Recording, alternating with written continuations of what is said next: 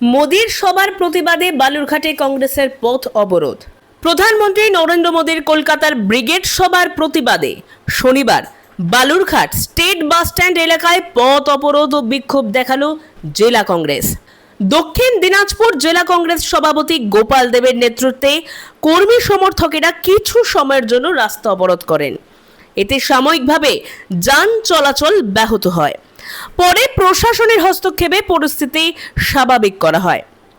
বিক্ষোভ থেকেই কংগ্রেসের অভিযোগ, এলপিজি ও পেট্রোলিয়াম পণ্যের মূল্য বৃদ্ধির প্রতিবাদেই নাকি এই আন্দোলন। এই নিয়ে কি বলছেন কংগ্রেস সভাপতি গোপাল দেব এবং কি বললেন কর্মী সমর্থকেরা, চলুন শুনে নেওয়া যাক। জানে, সারা পৃথিবী জানে যে একটা দর্পক প্রধানমন্ত্রী, একটা স্যালেন্ডার প্রধানমন্ত্রী ভারতবর্ষের শাসন ব্যবস্থা চালাচ্ছে। তার স্যালেন্ডারের জন্য আমেরিকার কাছে মাথা ঢুকিয়ে দেওয়ার জন্য, বিক্রি করে দেওয়ার জন্য আজকে বিদেশ নীতি সম্পূর্ণভাবে ব্যর্থ।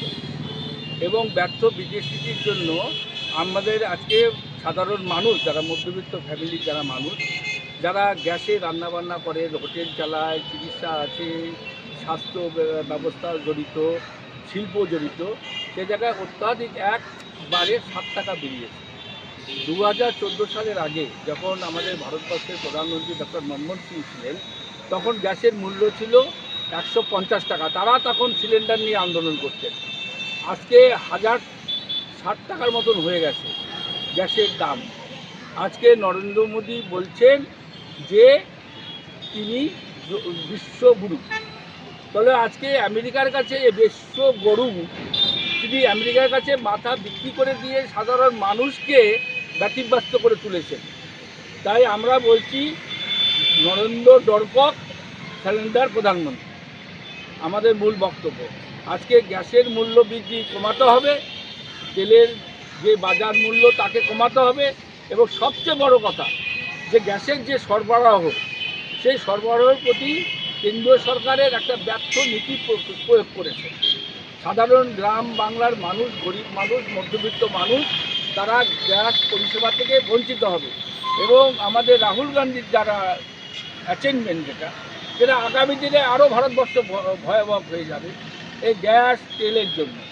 সেই জন্য আমরা মনে করি অবশ্যই অতি তাড়াতাড়ি আজকে ভারতবর্ষের প্রধানমন্ত্রী পরিবর্তন দরকার। একটা ব্যর্থ প্রধানমন্ত্রী পদত্যাগ হওয়া দরকার। উনি আজকে গ্যাসের কথা না বলে, সাধারণ মানুষের অসুবিধার কথা না বলে আজকে পশ্চিমবাংলায় এসে নির্বাচনে প্রচার করতে। সেই নির্বাচনের প্রচারে এসে তিনি ধর্মের কথা বলেন, তিনি নির্বাচনের প্রচারে এসে হিন্দু মুসলমানের কথা বলেন দাঙ্গা লাগানোর জন্য। বাংলার মানুষকে বলছে পরিবর্তন করতে হবে। যে বাংলার মানুষের ইতিহাস জানে না, যে ব্যক্তির বাংলার মানুষের মনীষীদের নাম জানে না, রবীন্দ্রনাথ ঠাকুর বিশ্বকবি, তাকে বলে রবীন্দ্র সান্যাল, যাকে আমাদের বিভিন্ন বিভিন্ন মনীষীর বঙ্কিমচন্দ্র চট্টোপাধ্যায় সদ্য ব্যক্তি, তাকে বলেন বঙ্কিমদা। এই অপদার্থ রাজনৈতিক দলের নেতা, তারা ভারতবর্ষে পশ্চিমবাংলার মতন একটা সাংস্কৃতিক জায়গা, আত্মমর্যাদা সম্পূর্ণ জায়গায় তারা ভোট চাইতে এসেছেন, মিথ্যা আস্ফোরণ করছেন। সেই কারণে বলছি, ব্যর্থ প্রধানমন্ত্রী, ব্যর্থ বিদেশ নীতির জন্য আজকে ভারতবর্ষের মানুষকে ভোগান্তি হতে হচ্ছে।